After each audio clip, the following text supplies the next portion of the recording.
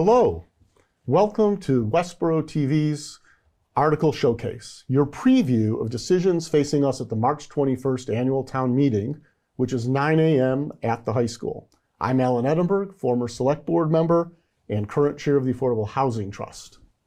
And I'm Lisa Edinburgh, former school committee chair and member. And with our involvement on boards in our town, we know how important these capital requests are in our community, to us and to all of you. And so in this episode, we're looking at Article 19, an organizational assessment and strategic planning project for the police department. And joining us to explain the need is Westborough Police Chief Todd Minardi. Chief, thanks for being here. Thanks for joining us. Thanks for having me. Thanks for giving me the opportunity to share the information with the community so they can be more prepared for town meeting.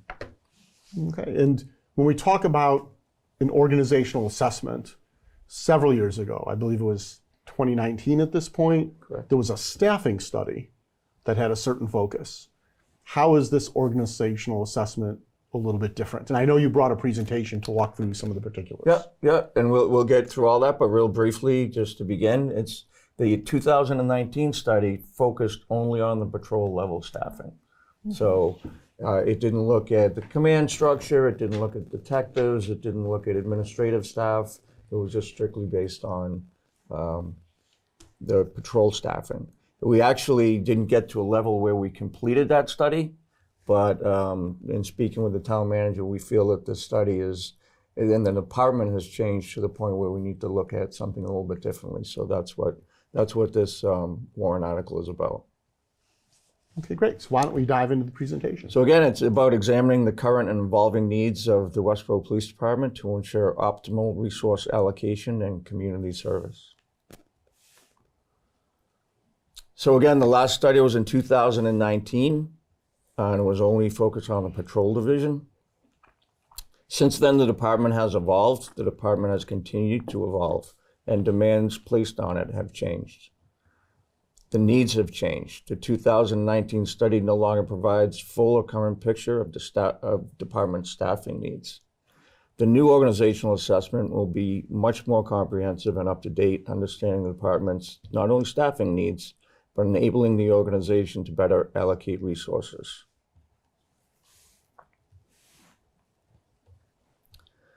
So what some of the things the new assessment will examine is the time spent on officers' reports. The IACP, the International Chiefs of Police Association, their recommendation actually is that a third of the officers' time is spent on proactive patrol, a third of the time is spent on reactive patrol, and a third of their time is spent on administrative tasks, such as doing reports. And we've never really looked at that before. They're going to look at follow-up investigative work. The assessment will account for time officers dedicated to follow-upping on with interviews, evidence collection, and other investigative tasks. They're going to look at supervisory responsibilities. You know, since the 2019 study, we added a patrol lieutenant and we added the rank of corporals. Those weren't additional positions above what we were currently staffed at, but they were new. It was a new rank structure that was created. Administrative workload. It's also going to, the assessment will consider the time required for accreditation standards, policy compliance, reporting, documentation. Another big part of it is body cameras. We have, thousands and thousands of hours of body camera video now.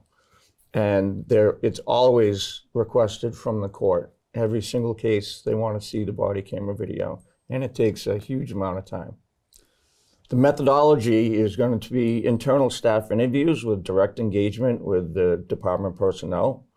It's going to also include something we've never done before, and that's a community and external stakeholder input. It's going to gather insights from various community groups and external partners to understand concerns, trust, and impact. And I think that's a really big part of it that the town manager and I talked about was I wanted to hear from the community about how they felt. It's going to assess workload, staffing, and structure. Again, it's a comprehensive analysis from the top down and the bottom up. The assessment activities, it's going to investigate specialized units and staffing. So again, it's going to look at the detectives. It's going to look at all the specialized units we have that officers also not only do their regular patrol work, but they might be part of the crime scene unit, for instance. It's going to have support. It's going to look at support units, civilian staffing optimization. We currently have 2 civilian administrative assistants. And it's going to, one of the other things it's going to look at really is we don't staff the lobby around the clock now that we don't have dispatchers there. So I want input from the community on how they feel about that and how they think we should solve it. It's going to look at our processes and technology, again, our organizational structure. It's going to be benchmarking analysis, interpreting findings and highlighting variances. And it's really going to be a best practices approach, right? Because these companies that do this, they do this work all over the country. So they might have some different ideas and thoughts about what we might change. It's going to have integration and finalization of staffing recommendations. I can see this study being the path forward for the police department for the next 8 to 10 years. So it's going to get, again, I know I'm getting repetitive, but it's a comprehensive analysis. It's going to account for evolving needs, and it's going to ensure adequate resources moving forward into the future. Okay, great. Thank you very much. You mentioned body cam. The body cameras and the cruiser dashboard cams. That obviously creates a lot of footage. It does. That gets stored up in the cloud and gets indexed, but when there's a case, you need to retrieve it. That's one sort of new challenge that you're facing administratively and operationally. What are some of the other challenges at the department that are motivation for stepping back and looking and saying, do we have the right roles and responsibilities in the right place for all of this? Yeah, well, I mean, it starts with, in my view, with staffing, because I do believe we were understaffed. The 2019 study had us at 44 officers in 2024, and we're currently at 41. So that's what really started the conversation, but we have changed a lot, again, with the corporal's position, the lieutenant's position. So, but in 2019, we didn't have accreditation either. And that's a huge, huge workload on some of the command staff members that work on that. The Accreditation Commission was just in last week to do our recertification, which we happy to say we successfully passed. But I just think, again, having someone from the outside come in and look at our organization and give us an assessment on what their thoughts are. So that brings up the question, has this already gone out to bid? Do we already know specifically who will be the independent group No, coming in? we wouldn't be able to put it out to bid without having the money allocated first. But I did reach out to some national companies to get a feeling on, what the costs might be. Okay. So this gives a question about, of course, the want versus the need. And even more so while we're thinking about that, when you're talking about ensuring you have adequate resources, that immediately brings up the idea that in the future you will be back, based upon this study, looking for more resources, whether it be more officers or other aspects to the department. Yeah, I don't think, in the meetings I've presented this, I don't think anybody had a feeling that the study would come back and say, you're overstaffed. They fully expected to come back and say that you need more staff. Yeah. But is there a way that we can streamline some of our other processes or procedures so that maybe we could reduce what that need might have been? Okay. And we've already done work to do that, but when I talk to people about the police department, I don't know that they have a great grasp on what an officer has to do every day. And we're actually working with Westborough TV to produce a video and kind of a day in the life of an officer, because I think it's important for people to understand the amount of work that they actually do.